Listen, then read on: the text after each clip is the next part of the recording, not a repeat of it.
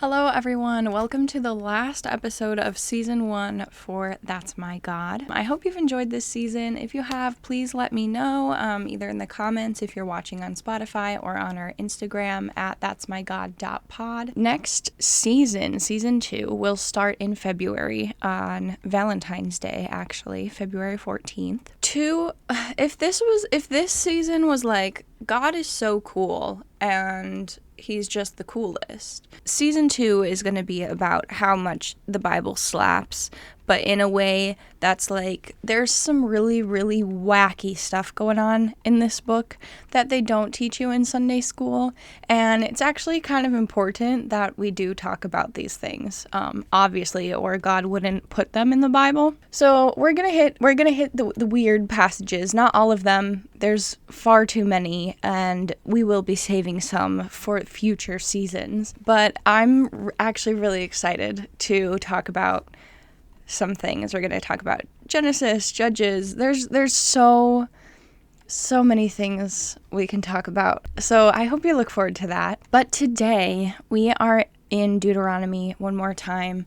We're almost at the end of the book. We're going to be in Deuteronomy 31 and 32 today. This passage was so fascinating to me. I was like geeking out over it. So we are about to enter the promised land in this passage. It is God like giving the final instructions. He's telling Moses, you are not going to see the promised land. I mean, you'll see it, but you're not going to go in it. You are going to die when you reach the top of that mountain. And I need you to get Joshua so I can ordain him so he can take over for you and lead the people when they enter the promised land. It's all these final instructions. God is laying out all of his final like warnings. Hey, follow me and live, or disobey me and die. Like, these are your two options. So I hope you pick right, guys, because I do really care for you. But I can see the future, and because I'm God, and I know you guys you're gonna disobey me, and you're gonna forget all of these things I've done for you, and you're gonna worship idols and all of these things. So I have a safeguard so that you will turn back to me eventually in time.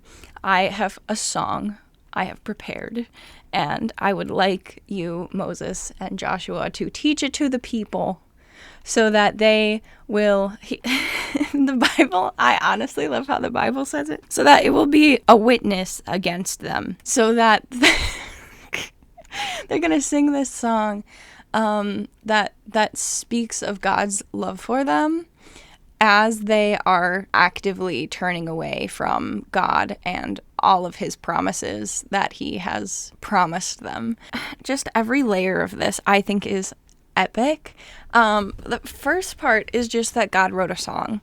Like, of course he did, because he's God and he's creator God and he loves the arts, obvi, but that he's like, I mean, again, this is all kind of obvious stuff. He created people, so obviously he knows how they work, but the fact that God knows, like, if you put something in a song, the humans are gonna remember it. So while they're I like to imagine, this is not biblical, but I like to imagine while they're wandering the desert for 40 years and everyone is just dying all the time out of disobedience, that God is like, what can we do for these people? And so he starts writing a song, over the course of like 40, 30 years while they're wandering, and he's realizing, like, this is going to be a big thing. Obviously, that's theologically problematic, because, like, God knows everything already, but that is how I like to envision it going down a little bit, I'm not going to lie. Anyway, God has this song, and it's long, okay? It is in chapter 32. Chapter 32, first of all, is a very long chapter to begin with, but the song itself is 43 verses. And it truly does testify against the Israelites. But I'm just obsessed with the fact that they're all learning this song, passing it down to their children, singing about a God who they don't serve anymore. It's wild. So I'm going to walk you down. We're not going to read all of the verses or we'd be here forever. I'm going to very, very much so summarize what the song says, kind of like a watered down American worship song, you know? Okay, so chapter 32, verses 1 through 14 is basically God saying, I took care of you. Don't you remember how God is perfect? All his ways are just, a God of faithfulness, and without injustice, righteous and upright is he. They have acted corruptly toward him. They are not his children because of their defect, but are a perverse and crooked generation. Do you thus repay the Lord, O foolish and unwise people? Is he not your father who has bought you? He has made you and established you. It is like a little accusatory in some of these verses, but it's also just like really, really bringing home this point of like, God is your father. He is the one who has provided for you. This is the first 14 verses. Then we have a section that I summarized as, then they grew comfortable and rebelled against God. Okay, we've talked about this before on the podcast, how dangerous this is. Verse 15 starts out with, then Jeshurun grew fat and kicked. You are grown fat, thick, and sleek. Then he forsake God who made him and scorned the rock of his salvation. They started doing idol worship and all these things. This goes on to verse 27. So it talks about, because they turned to their idols, God grew jealous because they're his people and they're not worshiping him. He's talking about heaping misfortunes on them, using these arrows on them. But then at 26 and 27, he says, I would have said, I will cut them to pieces. I will remove the memory of them from men. Had I not feared the provocation of the enemy, that their adversaries would misjudge, that they would say, our hand is triumphant, and the Lord has not done all this. So God is like recognizing, if I completely wipe out all the Israelites, then all of these wicked people who are not my people are going to think that they are the victors and their gods are the great gods, and who am I? Even though I'm the one true God. So it's fascinating that he would like talk this through with the people, because obviously God isn't like confused about what to do in this situation, but the fact that he's like writing it down in a way for the future generations to realize, we deserve to be destroyed, completely wiped out, but because God cares about his legacy, shockingly, that's why we're allowed to survive. Because if his own children don't survive, then he has no legacy. Does that make sense? Do you see the image there? Wow. Then we have this whole passage about like the nation lacking in counsel, there's no understanding in them. Indeed, their rock is not like our rock. So it's just kind of this comparison of the nations. And then we have God in verse 35 saying, vengeance is mine and retribution. In due time their foot will slip, for the day of their calamity is near, and the impending things are hastening upon them. For the Lord will vindicate his people, and will have compassion on his servants, when he sees that their strength is gone, and there is none remaining bond or free. And he will say, where are their gods, the rock in which they sought refuge, who ate the fat of their sacrifices and drank the wine of their drink offering? Let them rise up and help you. Let them be your hiding place. See now that I am he, and there is no God besides me. It is I who put to death and give life. I have wounded, and it is I who heal, and there is no one who can deliver from my hand. Indeed, I lift up my hand to heaven and say, as I live forever, if I sharpen my flashing sword and my hand takes hold on justice, I will render vengeance on my adversaries, and I will repay those who hate me. I'm obsessed with this passage. So he's talking about after you guys worship all these false gods and suddenly you're in peril, because who could have predicted that? And you start crying out like, oh God, please help us, we're in trouble. I'm gonna be like, oh, what happened to all your gods that you were worshiping? Can they not save you? But God isn't like sassy and degrading like that. That's how I am. But he does say, like, I'm going to be like, hey, what about those other gods that you were worshiping about? Have you finally like really truly acknowledged that I am the only God? I am the one true God. I am he. There's no God beside me. I am sovereign over all. I am in control. Do you get that now? And it's amazing. I love this song. The last verse says, "Rejoice, O nations, with his people, for he will avenge the blood of his servants and will render vengeance on his adversaries and will atone for his land and his people." That's the ending of the song, which is so fascinating to me also because it ends with this like warning of destruction basically, but it's also something we rejoice in because God is doing it for his people, like he's uplifting his people, saving his people kind of a thing. So different